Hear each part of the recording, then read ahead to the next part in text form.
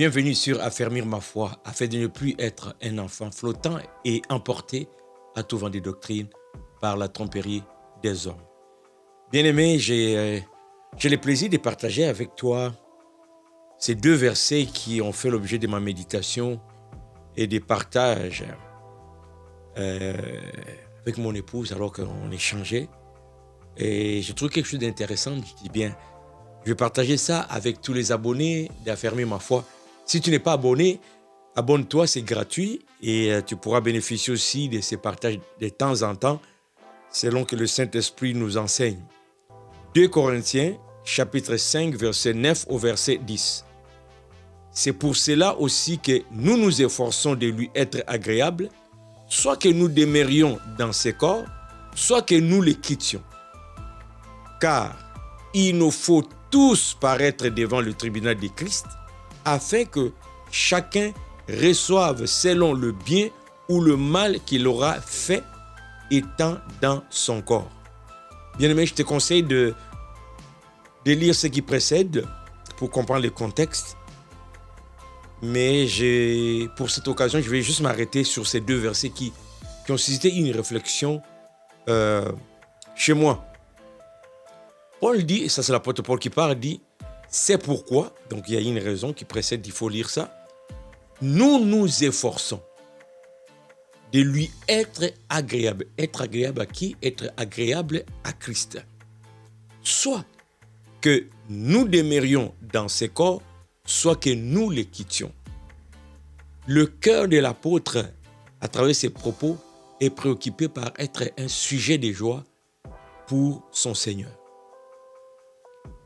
Et le verset 10 est très très instructif, car il nous faut tous comparaître devant le tribunal du Christ. La comparaison, la comparition, le jugement, rendre compte, n'est pas un sujet populaire dans les églises. Parce que de nature, nous ne voulons pas entendre parler d'être jugé, de rendre des comptes. Mais nous ne pouvons pas ignorer cet aspect des choses tout en déclarant être disciple de Jésus-Christ. D'autant plus que l'apôtre Paul ici, le grand enseignant qui nous a laissé les bases de la foi chrétienne, reconnaît que tout en étant, lui dans son cas par exemple, apôtre de Jésus-Christ, il n'échappera pas à rendre compte de qu'est-ce qu'il aurait fait de son corps ou comment il se serait comporté dans le corps que Dieu lui a donné. Et en partageant avec mon épouse ce matin, je lui ai dit, personnellement, avant de tomber sur ce texte, j'ai pris conscience en me levant le matin que chaque fois que Dieu me laisse en vie, il me donne une journée, j'ai la responsabilité d'écrire les scripts de qu'est-ce que je vais accomplir ces jours-là. Comment est-ce que je vais me comporter ces jours-là? À moins que j'ai une directive claire de la part du Seigneur qui me dit aujourd'hui, tu ne fais pas ceci, tu vas faire cela. Mais si Dieu me réveille, il ne me donne aucune indication, il me laisse la vie, il me revient. Il me revient de tracer, d'écrire les scénarios de comment je vais vivre et être conscient que je rendrai compte devant le Seigneur de ce que j'aurais fait de cette journée qu'il m'accorde. Et plus tard dans la matinée, durant notre temps d'échange, lorsqu'on a partagé cette pensée que je suis allé dans la Bible, je suis tombé sur ces textes, j'ai dit tiens, il faut prendre ça au sérieux. Car il nous faut tous comparaître devant le tribunal du Christ. Tous est clair, il n'y a pas d'exception. Donc je n'ai pas dit non, il n'y a plus de condamnation pour ceux qui sont en Jésus-Christ. Ça c'est un autre texte avec son contexte. Mais ici, il est question de rendre compte de comment nous utilisons cette grâce que Dieu nous accorde jour après jour. Les scénarios t'appartiennent, mon frère.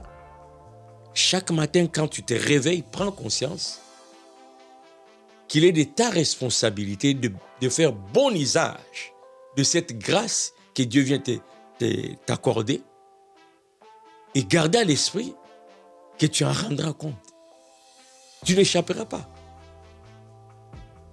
Raison pour laquelle l'apôtre Paul, au verset 9, dit « Nous nous efforçons de lui être agréable. » Tu as cette responsabilité de penser chaque matin que cette nouvelle journée va aussi être comptabilisée.